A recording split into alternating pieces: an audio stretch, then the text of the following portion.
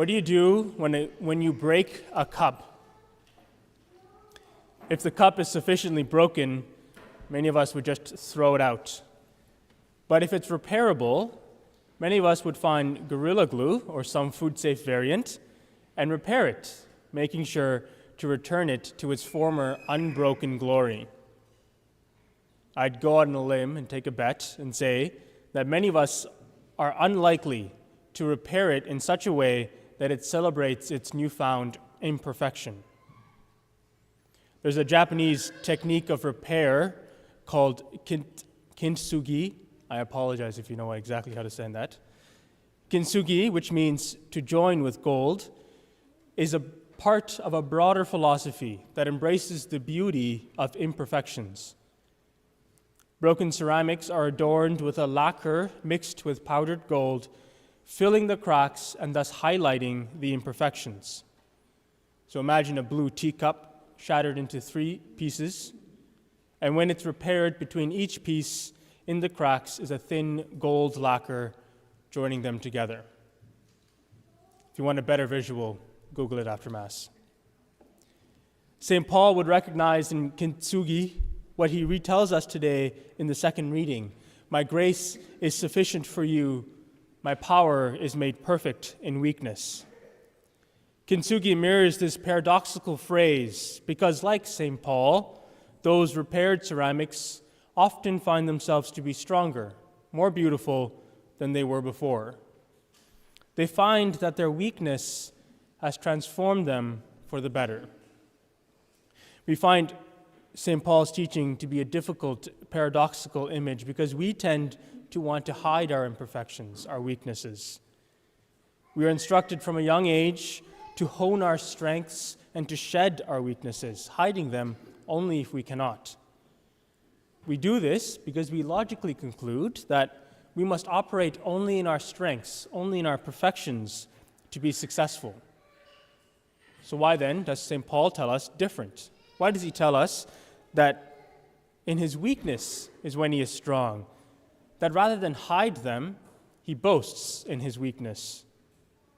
What does he mean that power is made perfect in weakness?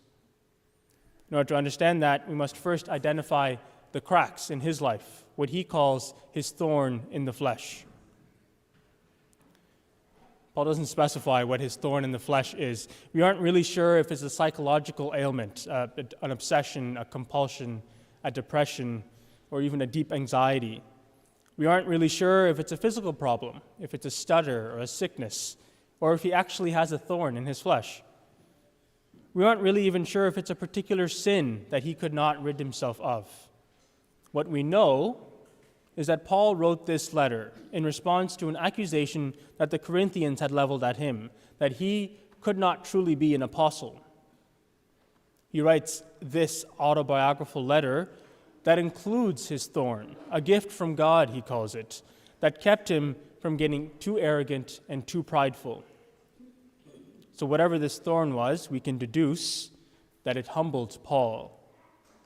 We also know that Paul asks God 3 times, which is a Jewish idiom for over and over and over again, to be relieved of this terrible thorn. Whatever this thorn was, then we can also deduce that he desperately did not want it. I'm sure by now that you might be thinking of thorns in your own lives. We all have cracks in our lives that humble us, things that we desperately wish that we did not have. None of us would then venture to say that that weakness is my strength. None of us would venture to tell anyone about that weakness. And yet, Paul boasts in his. How? In our gospel today, Jesus goes to his hometown and faces a question not unlike what Paul faces with the Corinthians. The people of Nazareth find that they cannot see Jesus as anything other than the little boy who was the carpenter's son. Jesus cannot work miracles there because of their lack of faith. But for Paul, who recognizes that he cannot stand by his own power and turns to Jesus with faith and humility, Jesus can. This is really the key. Paul's unashamed acknowledgement of his weakness His humility opens him up to eagerly welcome Christ. Paul recognizes that the very crack in his life that he would most wish to go away is God's instrument to work him into his salvation. The same is true for us. If we recognize that as created beings we are dependent on God, especially in our weakness, then our weakness becomes our strength, because God enters it. Our cracks weaken us, but God's grace is the gold lacquer that joins our brokenness together, that allows God to recreate us without our interference. Like a doctor who anesthetizes a patient to heal him, so our weakness enables God to perform operations that would be otherwise impossible. We would repair broken cups with kintsugi. God repairs us with his grace. We must remember that when Paul boasts of the strength of his weakness, it isn't Paul's power that is made perfect. It's God's. Jesus cannot work any mighty deeds in our lives unless we abandon ourselves to him in faith. Now, no analogy is perfect. Kintsugi is helpful in visualizing what power in weakness might look like and may even convince us of its beauty. But it cannot go any further. The crack that is filled with God's grace may not be healed if it is not God's will, if the weakness itself is the instrument of our salvation. So I leave you with the perfect model of power made perfect in weakness, Christ on the cross. This mystery of power in weakness would be an absurdity without Christ on the cross. Jesus showed the completeness of his power, the full depth and breadth of his love, by becoming the epitome of weakness, by dying on the cross, naked and alone, emptying himself so that we can live. Jesus' example clarifies one more thing about power in weakness. A particular weakness that we all suffer from is the unwillingness to obey God's will. We hate being second fiddle, following rather than leading, obeying rather than commanding.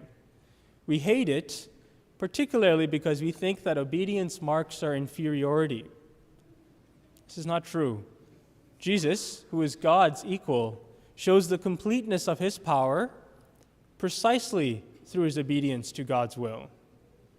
Paul's unashamed acknowledgement of his weakness includes this utter dependence on God. Paul becomes nothing so that God can fill his all. God's power is made perfect when Paul's very being cries out what we pray in the Our Father, "Thy will be done." Paul experiences a bliss in this total weakness to the point of nothingness, for it is total trust, total relaxing in God's arms, being grasped by him. In him, when we are grasped, all worry and self-concern melt away. This is the source of the humility that made Paul declare that he will boast in his weakness. It is only through our complete abandonment to God, acknowledging and accepting our weakness in total humility, that God, our Creator, can recreate us to be his beautiful creation on earth and heaven.